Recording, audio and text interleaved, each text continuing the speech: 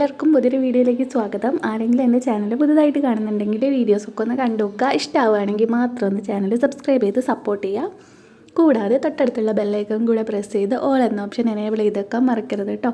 പിന്നെ വീഡിയോയ്ക്ക് നിങ്ങൾ ഈ വീഡിയോ ഇഷ്ടമായിട്ടുണ്ടെങ്കിൽ ലൈക്കും കൂടെ ചെയ്യണേ.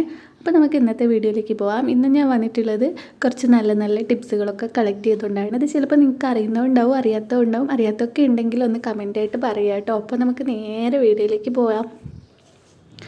ആദ്യത്തെ ടിപ്പ് എന്ന് പറയുന്നത്, ഇതേപോലെ നമ്മൾ അടുക്കളയിൽ എണ്ണയോ അല്ലെങ്കിൽ വെളിച്ചെണ്ണയൊക്കെ ഉപയോഗിക്കുമ്പം അത് നിലത്തൊക്കെ ഒന്ന് തൂവിപ്പോകാനൊക്കെ ഇടയായിട്ടുണ്ടാവും.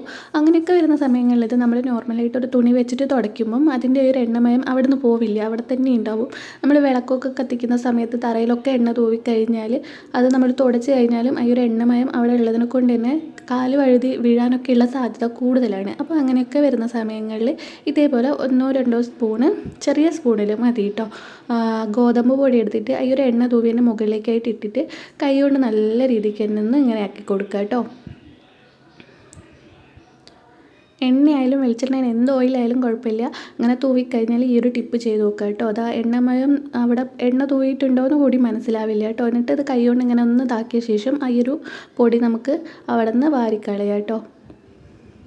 അപ്പോൾ ഞാൻ മുഴുവനായിട്ട് വാരിയിട്ടുണ്ട്. അപ്പോൾ അവിടെയുള്ള ഈ ഒരു എണ്ണമയം പോലും അവിടെ ഇല്ല കേട്ടോ. അതാ ഞാൻ കൈ കൊണ്ട് ഇങ്ങനെ കാണിച്ചു തരാം. കൈമിൻ്റെ വിരലുമേലൊന്നും ആ ഒരു എണ്ണേൻ്റെ പാടും കാര്യങ്ങളും ഒന്നും ഇല്ല കേട്ടോ. നമ്മൾ തുണി കൊണ്ടൊക്കെ തുടയ്ക്കുമ്പോൾ പൂർണ്ണമായിട്ടും ആ ഒരു ഇത് പോയി എന്ന് വരില്ല, അവിടെ ഒരു വഴുതൽ പോലെയൊക്കെ ഉണ്ടാവും. പക്ഷേങ്കിൽ ഇങ്ങനെ ഈ ഒരു ഗോതമ്പ് പൊടി വെച്ചിട്ട് ചെയ്യുവാണെങ്കിൽ ആ എണ്ണ അവിടെ മറിഞ്ഞ പാട് പോലും ഉണ്ടാവില്ല. പൂർണ്ണമായിട്ട് തന്നെ നമുക്ക് അവിടുന്ന് തുടച്ച് മാറ്റി കളയാൻ പറ്റും കേട്ടോ. ഇത്തിരി ഗോതമ്പ് പൊടി കൊണ്ട് ഇങ്ങനെ ചെയ്ത് കൊടുത്താൽ മതി.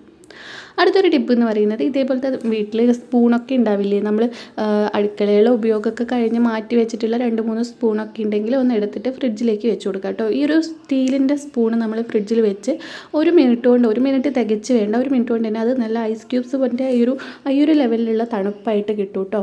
അപ്പോൾ ഞാനത് 1 മിനിറ്റ് തികച്ച് വെച്ചിട്ടില്ല.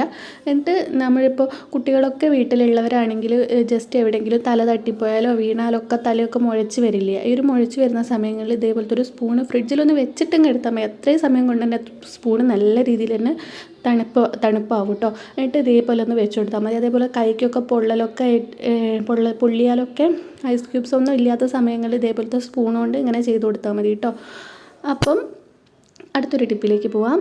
ഇതേപോലെ നമ്മൾ തേങ്ങയൊക്കെ പൊളിച്ചിട്ട് അത് ഒന്ന് നമ്മൾ ഉപയോഗിച്ച് കഴിഞ്ഞാൽ അടുത്തൊന്ന് ബാക്കിയായിട്ട് വരുമ്പോൾ നമ്മൾ ഫ്രിഡ്ജിലേക്കാണ് വെക്കുക. ഫ്രിഡ്ജിൽ വെച്ചിരുന്നാലും 1-2 ദിവസത്തേക്കൊക്കെ ആണെങ്കിൽ ആ ഒരു തേങ്ങേൻ്റെ ഈ ഒരു തേങ്ങാമുറിക്ക് കളറ് മാറ്റവും ഒരു സ്മെല്ല് മാറ്റവും ഒക്കെ എന്തായാലും വരും. അപ്പം ഫ്രിഡ്ജിൽ വെക്കുന്നതിന് മുമ്പായിട്ട് കുറച്ച് പൊടിയുപ്പ് എടുത്തിട്ട് ഈ ഒരു തേങ്ങേൻ്റെ എല്ലാ ഭാഗത്തേക്കൊന്ന് ആക്കി കൊടുക്കുക. അങ്ങനെ ഉപ്പാക്കി കൊടുത്തിട്ട് നമ്മൾ ഫ്രിഡ്ജിൽ വെക്കണമെന്നില്ല കേട്ടോ. പുറത്ത് വെച്ചാലും ഒരു 2 ദിവസത്തേക്ക് തേങ്ങാമുറിക്ക് ഒരു കേടോ ഒന്നും സംഭവിക്കില്ല, സ്മെല്ല് മാറ്റമോ ഒന്നും ഉണ്ടാവില്ല. അതേപോലെ ഒരു ബ്ലാക്ക് കളർ പൂപ്പ്, മഞ്ഞ കളർ അങ്ങനെയൊന്നും വരില്ല കേട്ടോ. എന്നിട്ടൊരു പ്ലാസ്റ്റിക്കിൻ്റെ എന്തെങ്കിലും ഒരു പാത്രത്തിൻ്റെ മൂടിയിലേക്ക് ഇതേപോലെ ഒന്ന് കമത്തി വെച്ചിട്ട് ഫ്രിഡ്ജിലേക്ക് വെച്ച് കൊടുക്കുക കേട്ടോ. ഇത് നമുക്കൊരു 4-5 ദിവസം കേടാവാതെ തന്നെ ഇരിക്കും, ഒരു സ്മെല്ല് മാറ്റമോ കാര്യങ്ങളൊന്നും വരില്ല കേട്ടോ.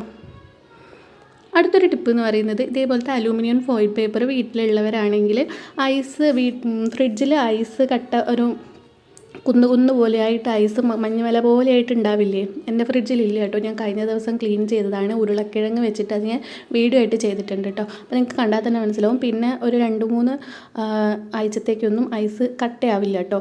അപ്പം അങ്ങനെ ഐസ് കട്ടയാവുന്നവരൊക്കെ ഉണ്ടെങ്കിൽ ഇതേപോലത്തെ അലൂമിനിയം ഫോയിൽ പേപ്പർ എടുത്തിട്ട് ഫ്രിഡ്ജിൻ്റെ അകത്ത് ഇതേപോലെ ഒന്ന് വിരിച്ചു വെച്ച് കൊടുക്കുക. അപ്പം ഇങ്ങനെ മഞ്ഞുമല പോലെ ഐസ് കുന്നുകൂടി കിടക്കുന്ന ഈ ഒരു അവസ്ഥ പിന്നെ ഉണ്ടാവില്ല കേട്ടോ. ഈ ഒരു അലൂമിനിയം ഫോയിൽ പേപ്പർ വെച്ചിട്ട് ഇങ്ങനെ കവർ ചെയ്ത് കൊടുത്ത് കഴിഞ്ഞിട്ട് അതിൻ്റെ മുകളിലേക്ക് ഒരു നുള്ള് ഉപ്പ്, പൊടിയുപ്പ് ഒരു നുള്ള് മതി, കൈൻ്റെ ഈ ഒരു വിരലിൻ്റെ ഒരു നുള്ള് അതിങ്ങനെ ഒന്ന് ജസ്റ്റ് ഒന്നിങ്ങനെ വിതറി കൊടുക്കുക. അധികം ഒന്നും വേണ്ട കേട്ടോ, ഒരു നുള്ള് മതി. പിന്നെ നമ്മൾ എത്ര 1 മാസമായാലും 2 മാസമായാലും ഒന്നും ഐസ് മഞ്ഞുമല പോലെ ഇങ്ങനെ കൂടിക്കിടക്കില്ല കേട്ടോ. ഐസ് നോർമൽ ഇതിലായിട്ട് തന്നെ ഉണ്ടാവുള്ളൂ. ഫ്രിഡ്ജിൻ്റെ ഫ്രീസറിൽ ഐസ് കട്ട പിടിക്കില്ല കേട്ടോ. ഈ ഒരു ടിപ്പ് ഉപയോഗിച്ച് നോക്കുക ഇങ്ങനത്തെ പ്രോബ്ലമൊക്കെ ഉള്ളവരുണ്ടെങ്കിൽ. അടുത്തൊരു ടിപ്പ് എന്ന് പറയുന്നത്, നമ്മൾ കമ്പ്യൂട്ടറൊക്കെ ഉപയോഗിക്കുന്നവരൊക്കെ ആണെങ്കിൽ ഇതേപോലത്തെ കീബോർഡ് ഉണ്ടാവുമല്ലോ, കീബോർഡിന് ഈ ഒരു മുകളിലും അതിൻ്റെ ഈ ഒരു ഇടുക്കിടുക്ക് ഭാഗങ്ങളിലൊക്കെ എന്തെങ്കിലും പൊടിയോ കാര്യങ്ങളോ അഴുക്കൊക്കെ ഉണ്ടെങ്കിൽ നമുക്ക് ക്ലീൻ ചെയ്യാൻ കുറച്ച് ബുദ്ധിമുട്ടുണ്ടാവും. അങ്ങനെയൊക്കെ വരുന്ന സമയങ്ങളിൽ ഇതേപോലത്തെ ഒരു സെലോ ടേപ്പിൻ്റെ കഷ്ണം മുറിച്ചെടുത്തിട്ട് ഇതേപോലെ ഒന്ന് അതിൻ്റെ മുകളിലേക്കായിട്ട് ഒട്ടിച്ചു കൊടുക്കുക. എന്നിട്ട് ഇതേപോലെ ഒന്ന് ഇങ്ങനെ പറിച്ചു കൊടുക്കുക കേട്ടോ. അപ്പോൾ അതിൻ്റെ മുകളിൽ എന്തെങ്കിലും അഴുക്കോ കാര്യങ്ങളോ ഉണ്ടെങ്കിൽ ഇതേപോലെ സെലോ ടേപ്പിൻ്റെ പുറകു വശത്തായിട്ട് അതങ്ങ് പോരും കേട്ടോ. നമ്മളതിവിടെ പറ്റിച്ചിട്ട് പറിക്കുമ്പം അതിൻ്റെ കൂടെ ഈ ഒരു അഴുക്കും ഇങ്ങ് പൂർണ്ണമായിട്ട് ഇങ്ങനെ നമുക്ക് കിട്ടും കേട്ടോ. അപ്പോൾ എല്ലാം ഞാനിത് എല്ലാ ഭാഗത്തേക്കും കൂടെ ആക്കിയിട്ടൊന്ന് പറിച്ചു കൊടുക്കുന്നുണ്ട് കേട്ടോ. അപ്പോൾ അതിൻ്റെ ഇടുക്കിലൊക്കെ അങ്ങനെ പൊടിയൊക്കെ എന്തായാലും റൂമിൻ്റെ അകത്തൊക്കെ ആയാലും നമ്മൾ അടിച്ച് വരുമ്പോൾ ഒക്കെ പൊടിയൊക്കെ പാറിയിട്ട് അതിൻ്റെ ഈ ഒരു ഭാഗങ്ങളിലൊക്കെ ഇങ്ങനെ കുടുങ്ങി കിടക്കുന്നുണ്ടാവും. അതൊക്കെ നമുക്ക് ഈ ഒരു സെലോ ടേപ്പ് ഉപയോഗിച്ചിട്ട് മാറ്റാൻ പറ്റും കേട്ടോ. അപ്പം ഇങ്ങനത്തെ കട്ടിംഗ് ബോർഡൊക്കെ ഉള്ളവരുണ്ടെങ്കിൽ നമ്മൾ എന്തെങ്കിലും മുറിച്ചിടുന്ന സമയത്ത് ഈ ഒരു ബോർഡ് ഇങ്ങനെ നീങ്ങിപ്പോകാനൊക്കെയുള്ള സാധ്യതയുണ്ട്. അപ്പോൾ അങ്ങനെ നീങ്ങിപ്പോകുമ്പോൾ നമുക്ക് ശരിക്കും അത് മുറിച്ചിടാൻ പറ്റില്ല. അങ്ങനെ വരുന്ന സമയങ്ങളിൽ ഇതേപോലത്തെ ടിഷ്യൂ പേപ്പർ വീട്ടിലുണ്ടെങ്കിൽ ടിഷ്യൂ പേപ്പർ ഇങ്ങനെ ഒന്ന് വിരിച്ച് വെച്ച് കൊടുക്കുക. ടിഷ്യൂ പേപ്പർ ഇല്ലെങ്കിലും കുഴപ്പമില്ല, കോട്ടൺ തുണിയായാലും മതി കേട്ടോ. ഞാൻ ഇവിടെ ടിഷ്യൂ പേപ്പർ ഉള്ളതിനെ കൊണ്ടാണ് അതെടുത്തിട്ടുള്ളത്. എന്നിട്ട് ഇതിൻ്റെ മുകളിലേക്ക് ഒരു കുറച്ച് വെള്ളം ഒന്ന് തൂവി കൊടുക്കുക. ഇതേപോലെ ഒന്ന് കുറച്ച് വെള്ളം തൂവി കൊടുക്കുക കേട്ടോ. അതിനുശേഷം അതിൻ്റെ മുകളിലായിട്ട് കട്ടിംഗ് ബോർഡ് വെച്ച് നോക്കിയിട്ട് മുറിച്ച് നോക്കിയാൽ അതിങ്ങനെ കട്ടിംഗ് ബോർഡ് ഇളകി കളിക്കില്ല കേട്ടോ. അതെൻ്റെ കട്ടിംഗ് ബോർഡ് നിലത്ത് വീണിട്ട് 2 കഷ്ണമായി പോയതാണ് കേട്ടോ. അപ്പോൾ ഇങ്ങനെ ഇളകി കളിക്കില്ല കേട്ടോ. അത് അവിടെ തന്നെ ഉറച്ച് നിന്നോളും. ടിഷ്യൂ പേപ്പർ ഇല്ലെങ്കിൽ ഇതേപോലത്തെ എന്തെങ്കിലും ഒരു കോട്ടൺ തുണി എടുത്തിട്ട് നനച്ചിട്ട് ഒന്നിങ്ങനെ വെച്ചിട്ട് അതിൻ്റെ മുകളിലായിട്ട് കട്ടിംഗ് ബോർഡ് വെച്ച് കൊടുത്താൽ മതി കേട്ടോ. അടുത്തൊരു ടിപ്പ് എന്ന് പറയുന്നത്, നമ്മൾ ഉപയോഗിക്കുന്ന ഓർണമെൻറ്റ്സിനൊക്കെ കുറേ കഴിഞ്ഞാൽ അതിൻ്റെ ഇങ്ങനത്തെ ബ്രേസ്ലെറ്റൊക്കെ ആണെങ്കിൽ അതിൻ്റെ ഇടുക്കിലൊക്കെ ആയിട്ട് അഴുക്ക് പിടിച്ചെടുക്കുന്നുണ്ടാവും. അത് നമ്മൾ സോപ്പ് വെള്ളത്തിലൊക്കെ കഴുകിയാലും ഈ ഒരു ഇതിൻ്റെ അകത്തുള്ള അഴുക്ക് അത്രത്തോളം പോകണമെന്നില്ല. അങ്ങനെയൊക്കെ വരുന്ന സമയങ്ങളിൽ കുറച്ച് ടൊമാറ്റോ കെച്ചപ്പ് ഉണ്ടാവില്ലേ, അതെടുക്കുക. എന്നിട്ട് അതിൻ്റെ അകത്തേക്ക് നമ്മൾ എന്ത് ഓർണമെൻറ്റ്സ് ആണെങ്കിലും അതൊന്ന് ഇട്ടിട്ട് ജസ്റ്റ് ഒന്ന് കൈവച്ചിട്ടൊന്ന് ഞെരടി കൊടുക്കുക.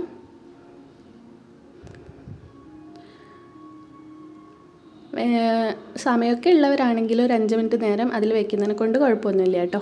അപ്പോൾ ഞാനിത് പെട്ടെന്ന് തന്നെ എടുത്തിട്ട് കാണിച്ചിരുന്നുണ്ട്.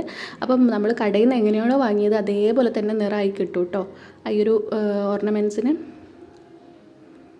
അപ്പോൾ ഞാൻ ഇവിടെ ബ്രേസ്ലെറ്റ് ഞാൻ എപ്പോഴും ഉപയോഗിക്കുന്നതിനെ കൊണ്ട് തന്നെ അതിൻ്റെ മുകളിൽ നല്ലപോലെ അഴുക്കുണ്ടായിരുന്നു, അതൊക്കെ പോയിട്ട് കിട്ടിയിട്ടുണ്ട്. അപ്പോൾ ഇങ്ങനത്തെ ഓർണമെൻറ്റ്സ് ഒക്കെ ഉണ്ടെങ്കിൽ ഇതേപോലെ ഒന്ന് ക്ലീൻ ചെയ്ത് നോക്കൂ കേട്ടോ. നല്ലോണം കളറായിട്ട് കിട്ടും. അത് മോതിരാണെങ്കിലും അതേപോലെ തന്നെ കമ്മലാണെങ്കിലൊക്കെ നല്ല വൃത്തിയായിട്ട് കിട്ടും കേട്ടോ. അടുത്തൊരു ടിപ്പിലേക്ക് പോകാം. നമ്മൾ ഫ്രിഡ്ജിൽ തലേ ദിവസത്തെ പച്ചക്കറിയൊക്കെ ഇതേപോലെ നിരത്തി വെക്കുമല്ലോ.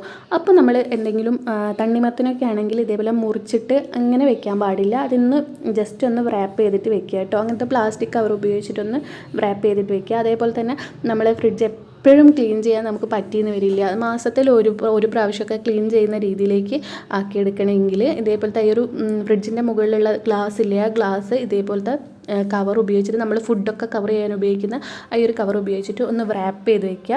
അപ്പം എന്തെങ്കിലും അഴുക്കൊക്കെ ആയിട്ടുണ്ടെങ്കിൽ ഈ ഒരു കവർ മാത്രം നമുക്ക് എടുത്ത് മാറ്റിയാൽ മതി കേട്ടോ. ഇതില്ല എങ്കിൽ എന്തെങ്കിലും ഒരു തുണി വെച്ചിട്ട് തുണി അതിൻ്റെ മുകളിൽ വിരിച്ചു കൊടുത്താലും മതി കേട്ടോ. അതേപോലെ തന്നെ തലേ ദിവസത്തെ ഫുഡ്, അതേപോലെ തേങ്ങാമുറി, അതേപോലെ എന്തെങ്കിലും പച്ചക്കറിയൊക്കെ കഷ്ണമൊക്കെ മുറിച്ചിട്ട് അതിൻ്റെ അകത്തേക്ക് വെക്കുമ്പം ഇത് വെച്ചിട്ട് കവർ ചെയ്ത് വെക്കുകയാണെങ്കിൽ അത് പെട്ടെന്നൊന്നും കേടായിട്ട് പോയില്ല കേട്ടോ. അപ്പോൾ ഇന്നത്തെ വീഡിയോ എല്ലാവർക്കും ഇഷ്ടമായി എന്ന് വിചാരിക്കുന്നു. ഇഷ്ടമായിട്ടുണ്ടെങ്കിൽ വീഡിയോ ഒന്ന് ലൈക്ക് ചെയ്യാൻ മറക്കരുത്. താങ്ക്